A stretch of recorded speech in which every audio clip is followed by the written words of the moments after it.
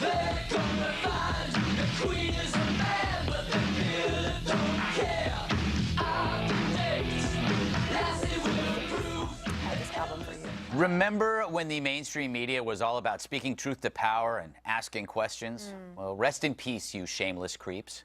With Benghazi, the media hacks across the liberal to pinko spectrum have come together like a Walter Duranty version of the Wonder Twins, morphing into the all-powerful Obama scandal condom, protecting Chairman Charm from the horrors that would mar most presidencies. Here's Rachel calling people stupid for their rage over the death of 4 Americans. It's magic. If you say Benghazi enough, if you teach enough people who only type with a cap locks key on Twitter to spell Benghazi, that H is really hard, then eventually President Obama will be impeached, or he will resign. See, people are dead, but the people who care, they can't spell. Isn't that hilarious?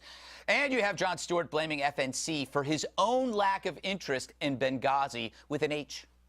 You can't understand why everyone else isn't as outraged as you, when it's because the rest of us aren't sure if what you're saying is true. And to be quite frank, you do have somewhat of a history of hysteria. So wait, if FNC wasn't raising alarms, Jon Stewart would have covered it? I don't know. If you're the clown prince of progressive pander, I think you're pretty stoked if FNC gives you the out. And then there's Colbert finding the funny in the flames. Since last September, Fox News has been pursuing this story doggedly to uncover how the administration blew it, when they blew it, why they blew it, and how they will continue to have blown it. And most importantly, how is this car still burning? I mean, it's been 8 months. See, it's funny because the car's on fire for like a really long time. People died, but what difference does it make? That's not just Hillary's line, but all of them. Note to Massengill, we found your new spokesperson. Actually, it's an entire group. And they're like those face-painting freaks at Raiders games. They're so insanely passionate for their side. They're positively ghoulish. And it really is about teams. Stewart and company chose sides long ago, and they love playing unopposed. And they do have reason to cheer. The story will probably die like the 4 in Benghazi, with the lapdog media standing down, making these so-called journalists co-conspirators in the Benghazi cover-up. And that's comedy when you're winning.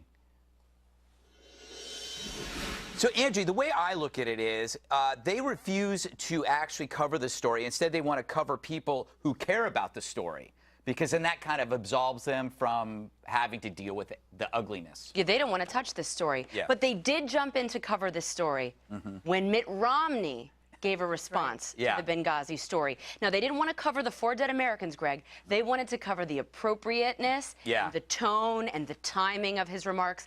Now we know Mitt Romney was vindicated with those hearings yesterday. And remember, President Obama responded to Mitt Romney's response saying, yeah, you know, he just shoots first and aims later. He hit the bullseye. Yeah. And then President Obama said, you have to back up what you say with facts. How dare he say that? Everything that they have said up until this point about the video and beyond and security has not been backed up with any facts. Yeah, that's true. It's insane. And the media just snores. Bob's steaming, but I want to go to Dana. I realize the only way that you can put Colbert and Jon Stewart out of business is if FNC just becomes completely liberal. Yeah, without us, it wouldn't be millionaires. Exactly. I mean, gosh, I'm waiting for the dinner invitation because somebody ought to buy me a steak. You wouldn't be able to finish it. It is pretty incredible. I like to believe, because I'm a nice person, that deep down inside, everybody gets the joke. Everyone looks at the same evidence and goes, golly. Yeah. Now they're to the point where they have to all cover up their cover-up so that they don't look bad. Yeah. And maybe they do start to believe it inside. I don't know. You think I'm too nice? No, it's so shameless. I watched that schmuck this morning at Morning Joe decided to jump on the bandwagon today. Today, 8 months later, he decides Benghazi is a problem. Be specific. Which schmuck? Joe. Okay. At Joe NBC. That schmuck. You have a telestrator. I do. Can I do it? Yes, please. 4 branches of government. You thought there were 3. You thought there was the executive branch, a legislative branch, and a judicial branch. And what we didn't realize is there is a 4th branch. It's the media branch, who covers for all of these branches because they're in love. That's beautiful. You notice that the way you did the E nice. and the D? I missed the middle thing. Oh, okay. Yeah, I had to go back. So, Bob. Yes. So, Bob. Isn't this basically just an attempt to say there is no story here, and it's only a story because right-wing bigots make it a story? Well, first of all, let's go back here for a sec. Well, let me get to that at the end of this session. But, answer whatever you want. Okay, thank you. I usually do. You know, during the Bush administration, there were 54 diplomatic missions attacked, and 9 Americans died, and they had 1 hearing. There's been 9 hearings on Benghazi. Did anybody lie about a cover? Like, did anybody lie and blame a video guy and have them put in jail and still in jail? Wait a second. There was one. Kidding me? There was 1 hearing, and there's been 9 on this, and I don't know how many more they're going to have. But was there an accusation that President Bush didn't answer the 3 a.m. phone call and didn't? There is a reason there's a hearing, because the White House absolutely changed the facts of intel, accused an innocent American of causing the deaths of 4 Americans, had a 10-person SWAT team swoop down and put him in jail, and then tried to cover this up in the media. That didn't happen when 54 missions were attacked in the Bush administration. Well, all I'm saying. What kind of comparison is that? Well, the outrage that a lot of these Republicans are showing was not shown then. Because there wasn't a cover-up. Because nobody didn't fail in their job. But what about Abu Ghraib? Do you remember Abu Ghraib? Do you remember the outrage over Abu Ghraib? Yes. They wanted Donald Rumsfeld's head. This goes to the top over naked pyramids. Remember that? The media covered it like crazy people. Nobody died in a naked pyramid. That's all you heard, though. It was a horrible story. It deserved to be covered. And the Bush administration deserved to take it on the chin like they did.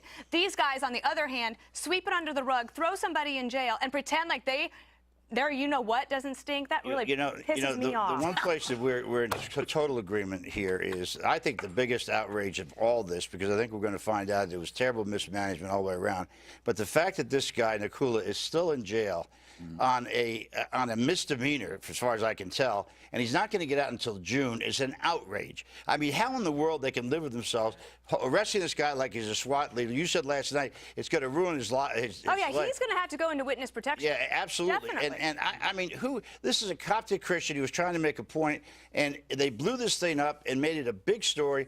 Pulled him out of his house in the middle of the night, had him cover his head up. I mean, somebody at the Justice Department ought to pay for that. And you ought to be ashamed of yourselves for doing it. You know what? Their you-know-what does stink, Dana. And I'm glad you... Well, I don't have any money to put in the swear jar. Yes, that's okay. One day, you know what.